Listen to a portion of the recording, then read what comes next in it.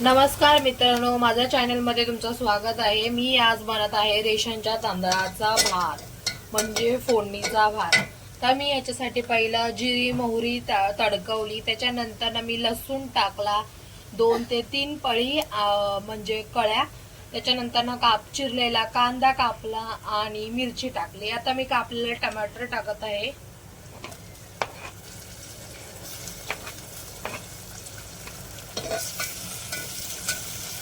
हे मस्तपैकी परतून घेते। ह्याच्यामध्ये फास्ट करते गॅसला आणि साईडला गरम पाणी करते। त्याच्यासाठी हे बघा, तांब्यामध्ये गरम पाणी करायला ठेवलंय। आता त्याच्यामध्ये मी मीठ टाकत आहे 1 चमचा। आणि टमाटर एकदम पातळ म्हणजे बारीक होईल, त्याची पेस्ट होईल त्याच्यामध्ये। आणि हा एकदम सोपा आणि साधा सिंपल भात आपण घरामध्ये मसाले भातच बोलू शकतो आपण ह्याला। आपल्या घरामध्ये कोण नसेल तर आपल्याला काही सगळ्यात सोपा पदार्थ बनवायचा असेल तर तुम्ही हे बनवू शकतात। खूप सोप्या पद्धतीने बनवलंय, कमी साहित्य वापरलंय आणि खूप चविष्ट लागणार आहे हा भात। आता ह्याच्यामध्ये मी थोडी हळद टाकतेय। हळद तुम्ही तुमच्या हिशोबाने टाका। आणि गरम मसाला अर्धा चमचा चव लागण्यासाठी।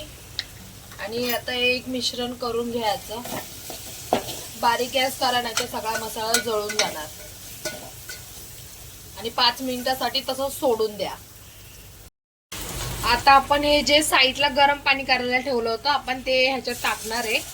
मी पूर्ण 1 तांब्या ठेवलाय आणि त्याला चांगलीशी उकळी फुटेपर्यंत उकळी फुटून देणार आहे त्या पाण्याला।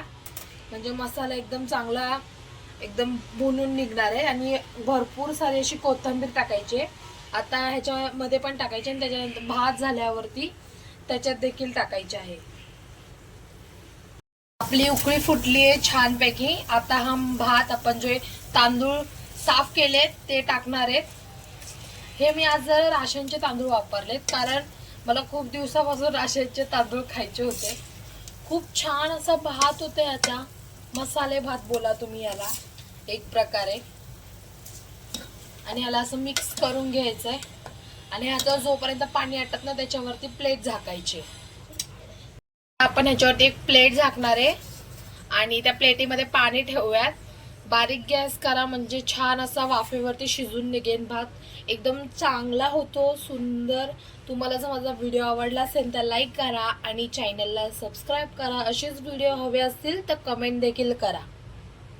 भात झालेला आहे आपला आणि हे बघा असं झालाय। तुम्ही बघू शकता किती सुंदर झालाय आणि टेस्टला देखील बघूनच समजतंय की किती छान झालाय।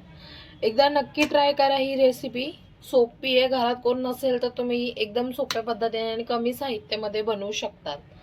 Thank you for watching. आणि तुम्हाला असेच व्हिडिओ बघायचे असेल तर कमेंट करा।